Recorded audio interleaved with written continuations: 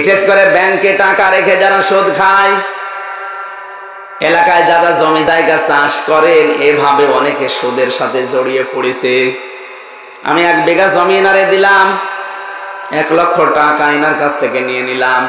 যতদিন পর্যন্ত আমি চাষ করে খাবো, ওনারে টাকা ফেরত দেওয়া লাগবে না। 2 বছর, 5 বছর, 8 বছর, 10 বছর যদি চাষ করি, 10 বছর পরে যখন টাকা ফেরত নেবে, জমি ফেরত পেয়ে যাবে। এই সিস্টেম আছে। এর নাম কি?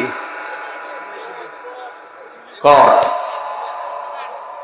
এগ্রিমেন্ট, কট যাই বলেন, বুঝলেই হবে। এই সিস্টেম পালন করা আর মায়ের সাথে জেনা করা এক। কারা করছেন একটু দেখি, আপনি হাত তোলেন তো ভাই। এই এলাকায় ওয়াজ দিয়েছেন কেন ভাই? তো সব আল্লাহর ওলি বসে আছে। এই এলাকায় মারাছে, এসব কিছুই নেই। নাকি আমি একটু বেশি বলে ফেলছি না? এসব আয়াত বাদ দিয়ে দেই। আছে আপনার কয়জন মানুষ এখানে নেই? 50,000 মানুষ হবে। এই জন্য আপনার লজ্জা করে।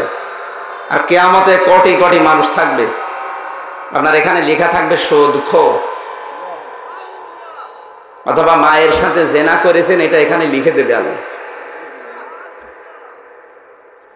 এই মুহূর্তে আপনি যদি এটা ছেড়ে দিতে না পারেন, তাহলে আপনার নামাজ পড়া, রোজা রাখার, বউ পর্দা করার কোনো দরকার নেই।